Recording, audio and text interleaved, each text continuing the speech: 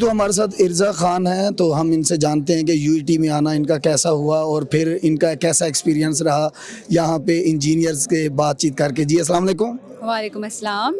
जी इर्ज़ा खान, क्या हाल है आपके? अल्लाह का शुक्र, ठीक ठाक। आप जानना चाह रहे हैं कि मेरा एक्सपीरियंस कैसा रहा, तो सबसे पहले मैं ये बता दूं कि I have been a fan of TED talk since my childhood. मतलब I have grown up literally watching TED talks on YouTube, और हमेशा मैं सोचती थी कि क्या कभी मुझे मौका मिलेगा कि मैं भी एक टेड स्पीकर बन सकूं। और फाइनली आज मैंने अपनी पहली फर्स्ट एवर टेड स्पीच दी है, और I am really grateful and feeling honoured कि मुझे ये अपॉर्चुनिटी मिली।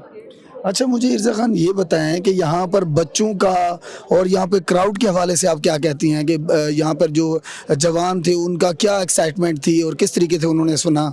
अच्छा, मैंने एक चीज़ नोटिस की कि जब मैं स्पीच कर रही थी तो बच्चे बहुत गौर से सुन रहे थे और उन्होंने भरपूर क्लैप्स भी की, क्योंकि जब आप यंग लोगों को मौका देते हैं कि वो यूथ के साथ बात करें तो यूथ उनके साथ रिलेट कर पाती है।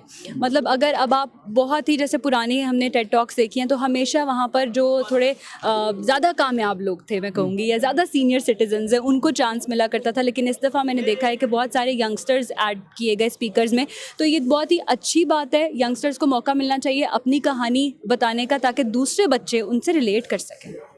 अच्छा इर्ज़ा खान, मुझे ये बताएं एक आम सी स्टूडेंट से इर्ज़ा खान बनने तक का सफ़र, आप मुख्तसर अहवाल थोड़ा सा हमारी ऑडियंस को बता सकती हैं?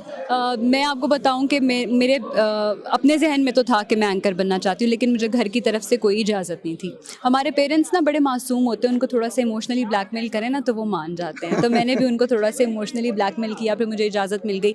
और जब उन्होंने ये देखा कि ये काम करने के लिए कितनी पैशनेट है और मेरा काम है कैसा, तो उन्हें मुझ पे भी फ़ख्र महसूस हुआ।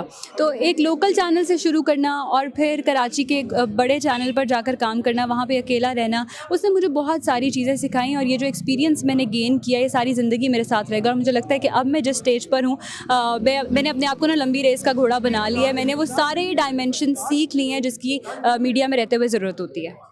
अच्छा, मुझे ये बताएं इर्ज़ा खान कि ख़वातीन को अपने आप को ग्रूम करने के लिए अपने बिज़नेस के हवाले से क्या करना चाहिए? आप क्या समझती हैं? अब ना दौर बड़ा चेंज हो गया और बहुत आसान हो गया है। पहले अगर औरतों को बिज़नेस करना था तो बहुत सारे मसाइल होते थे कि इजाज़त नहीं मिलती थी कि बाहर जाकर काम करोगी, मर्दों में उठोगी बैठोगी, पता नहीं माहौल कैसा होगा, या फिर बहुत ज़्यादा बजट चाहिए, एक बड़ी टीम चाहिए। लेकिन अब सोशल मीडिया ने ना बहुत कुछ चीज़ें चेंज कर दी हैं। अब इतनी सारी ऐप्स हैं आपके पास, सोशल मीडिया के इतने प्लेटफॉर्म्स हैं जहाँ पर आप घर बैठे अपना बिज़नेस शुरू कर सकते हैं।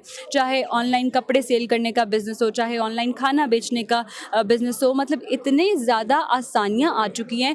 बात है सिर्फ आइडिया की कि आपका आइडिया कैसा है और आप उसको मार्केट किस तरीके से कर रहे हैं। आपको सोशल मीडिया पर कुछ बेचने के लिए एक बहुत बड़ी टीम की और बहुत बड़े बजट की ज़रूरत नहीं है। तो घर बैठी ख़वातीन जो कि कुछ करना चाहती हैं, उनके लिए मैं कहूँगी कि ये बहुत ही ज़बरदस्त तरीका है अपने आप को यूटिलाइज़ करने का। इससे आप मईशत के लिए भी, एक तो मईशत में भी अच्छा इजाफा होगा, दूसरा ये कि आप अपने घर को अपने खावन के साथ मिलकर चलाएंगे तो आपकी फैमिली लाइफ के लिए भी बहुत हेल्दी है। ज़बरदस्त। अच्छा इर्ज़ा खान, मुझे सेकंड लास्ट क्वेश्चन ये है कि आपका फ्यूचर प्लान क्या है? आप अपने आप को 10 साल बाद तक कहाँ देखना चाहती हैं? मैं 10 साल बाद अपने आप को ना एक मॉर्निंग शो होस्ट करते हुए देख रही हूँ, लेकिन मैं निदा यासिर जैसा मॉर्निंग शो होस्ट नहीं करूँगी। मेरे कुछ अपने आइडियाज़ हैं, वो जब भी मुझे किसी चैनल पर डिपिक्ट करने का मौका मिला तो ज़रूर आप लोग देखेंगे और आपको अच्छा लगेगा। अगर निदा ने सुन लिया तो फिर क्या रिएक्ट करेगी? निदा माइंड नहीं करेंगी, क्योंकि निदा यासिर जो हैं वो यकता हैं अपने उस रोल में। वो एक ही हो सकती हैं, वो कोई और बन नहीं सकता।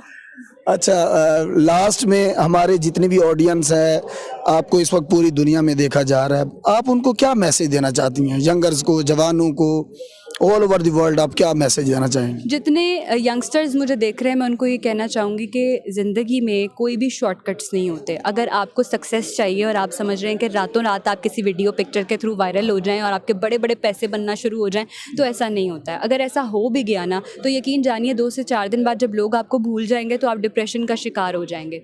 तो अपनी ज़िंदगी में शॉर्टकट का लफ्ज़ निकाल दीजिए। एक पूरी मेहनत, एक पूरी रियाजत होती है कामयाबी की मंजिल तक पहुँचने के लिए। उस प्रोसेस से गुजरें ताकि जब आपको कामयाबी मिले तो आप उसको बर्दाश्त करने की कैपेबिलिटी रखते हो।